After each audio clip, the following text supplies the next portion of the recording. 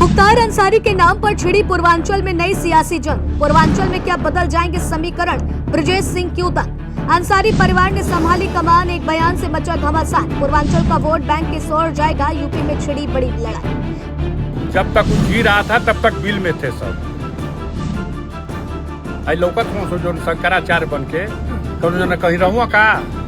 मुख्तार का इतिहास मिटने वाला है। मुख्तार अंसारी जो अब इस दुनिया में नहीं है, लेकिन उनका नाम लेकर जो सियासी भूचाल इस वक्त पूर्वांचल में आया है उसने सबको हिला कर रख दिया है, क्योंकि पूर्वांचल यूपी का एक ऐसा इलाका है जहां से कई बार पूरे प्रदेश की राजनीति की दिशा तय होती रही है। यहां दिया गया हर बड़ा बयान सिर्फ भाषण नहीं माना जाता है, बल्कि उसके राजनीतिक मायने भी तलाशे जाते हैं। यही वजह है कि गाजीपुर से समाजवादी पार्टी के सांसद अफजाल अंसारी के एक बयान ने राजनीतिक हलकों में नई बहस शुरू कर दी है, क्योंकि मुख्तार अंसारी की विरासत का जिक्र करते हुए अफजाल अंसारी ने कई पुराने मुद्दों को फिर से सामने रखा है। इसके बाद सवाल उठने लगे कि क्या समाजवादी पार्टी पूर्वांचल में अपने पुराने जनाधार को फिर मजबूत करने की तैयारी कर रही है या फिर कुछ बड़ा बयान होने वाला है। दरअसल हाल ही में अपने संबोधन में अफजाल अंसारी ने मुख्तार अंसारी के जेल के दिनों, परिवार और समर्थकों का जिक्र किया।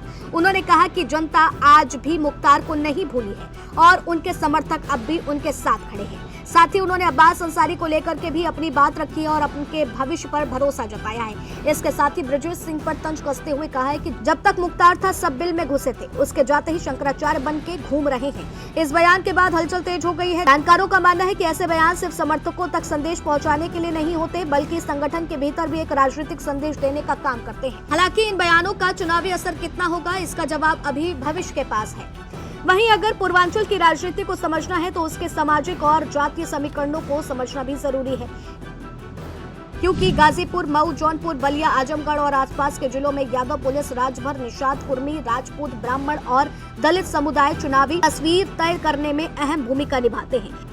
यही कारण है कि हर दल इन वर्गों तक अपनी बात पहुंचाने की कोशिश करता है। राजनीतिक जानकार मानते हैं कि पूर्वांचल में स्थानीय नेतृत्व और सामाजिक समीकरण कई बार बड़े चुनावी मुद्दे से भी ज्यादा प्रभाव डालते हैं। वहीं दूसरी तरफ भारतीय जनता पार्टी भी पूर्वांचल को अपनी सबसे अहम राजनीतिक जमीनों में गिनती है। संगठन लगातार बूथ स्तर तक सक्रिय रहने की रणनीति पर काम कर रहा है और विकास, कानून व्यवस्था तथा सरकारी योजनाओं को अपने प्रमुख राजनीतिक मुद्दे के रूप में सामने रख रहा है। ऐसे माहौल में जब विपक्ष की ओर से इस तरह के बयान आते हैं तो राजनीतिक चर्चा स्वाभाविक रूप से तेज हो जाती है।